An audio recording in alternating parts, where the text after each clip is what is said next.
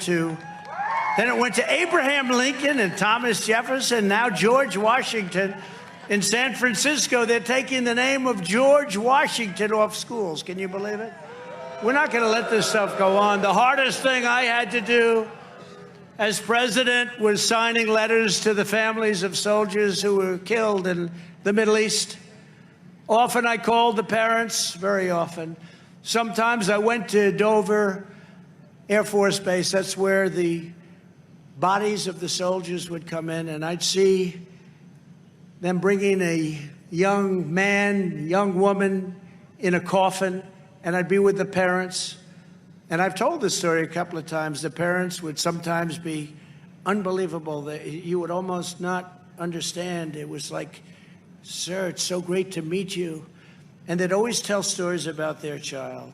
Sir, my son could throw a football so long. He was a quarterback in high school. He was a quarterback in college. Sir, I think he could have been in the NFL. He was really good. He was so great. And we're waiting for the plane to come in. And sometimes they'd be talking about their daughter. Lots of daughters were killed coming out of the Middle East. My daughter was so beautiful, sir. She was so incredible. She was the greatest. And I'd say to the general and the colonel that ran Dover, the great people, by the way, we have great generals. We have great generals. The ones you see on television are not the ones that are great. We have great generals and we have great leaders and a great military that I rebuilt. I rebuilt it. It was exhausting. But I'd say to the general and the colonel that ran Dover, and they saw the bodies coming in many days of the week, I'd say, General, it's amazing. The parents seem so fine. They can handle it. No, they can't, sir.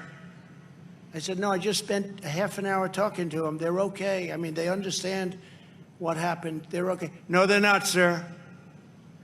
When that plane pulls up, sir, that big, unbelievable, powerful, just like you saw 3 days ago with the bodies dropping off the sides, how desperate are people to leave when you're hanging, clinging to a plane that goes up thousands of feet and you eventually have to let go? How desperate is that? How sad and how desperate.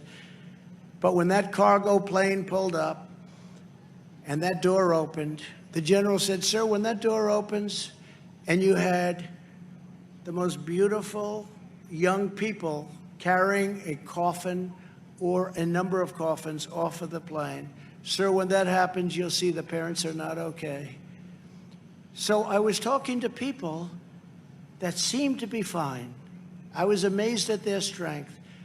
And 10 minutes later, I watched that same mother and that same father screaming, running to the coffin as it was being taken off, breaking security lines. You couldn't stop them. I've never seen anything like it. And for what? And for what? And then you have a man who just retreats and gives up. And it's a disgrace. It's a disgrace to our country. It's a disgrace. It's a disgrace to everybody.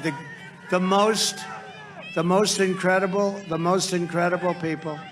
But that was the saddest thing, seeing that. Dover, you go to Dover. You go also to Walter Reed Medical Center, incredible doctors. I will tell you this, most incredible doctors. And you see the kind of horrific injuries.